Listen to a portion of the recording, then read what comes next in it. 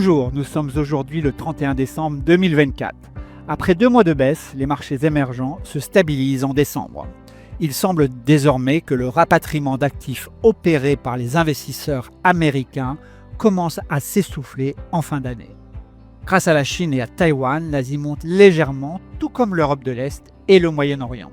A contrario, l'Amérique latine est tirée à la baisse par le Brésil, dont les actions et la devise n'en finissent pas de décevoir. Globalement, les investisseurs restent attentistes, notamment au niveau de la politique américaine en matière de commerce international. Malgré ces incertitudes, la Chine monte légèrement sur le mois et affiche une progression de près de 20% sur l'année 2024, devant l'Inde qui est à plus 12 en dollars. Dans le secteur de la technologie, TSMC et SK hynix restent bien orientés. En dollars, les deux titres montent de 75 et 11% respectivement sur l'année 2024. A contrario, l'incertitude qui règne sur les cours de la mémoire DRAM continue d'affecter Samsung Electronics en baisse de 40% sur l'année.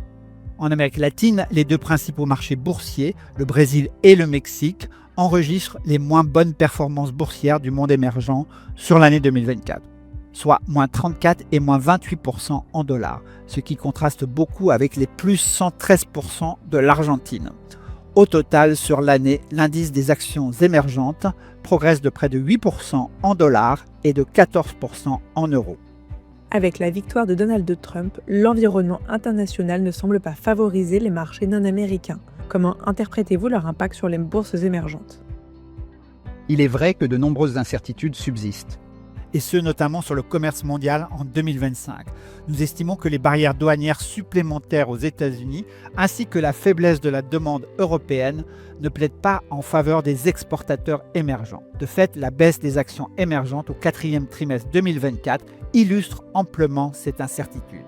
Au niveau géopolitique, nous aurons moins d'élections en 2025, mais les relations sino-américaines ne devraient pas se réchauffer.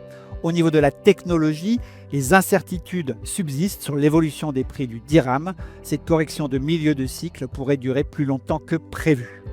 Toutefois, en 2025, la demande locale dans les principaux pays émergents pourrait surprendre positivement, grâce notamment au plan de relance chinois et à l'assouplissement monétaire dans les pays asiatiques, ainsi qu'en Afrique du Sud et au Mexique.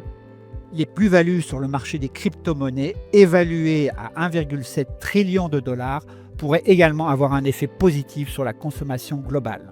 Enfin, en 2025, nous devrions assister à des applications concrètes de certaines technologies comme celles liées à l'intelligence artificielle ou celles de la voiture autonome.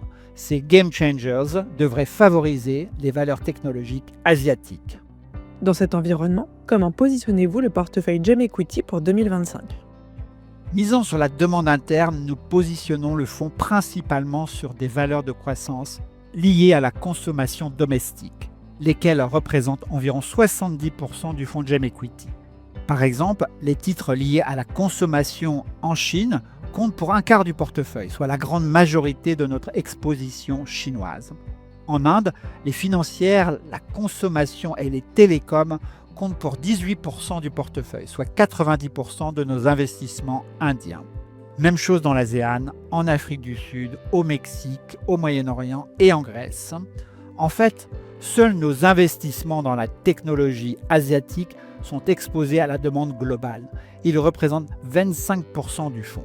Dans ce secteur, nous nous focalisons sur la chaîne de valeur de l'intelligence artificielle, car ce segment conserve une bonne visibilité de croissance jusqu'en 2026.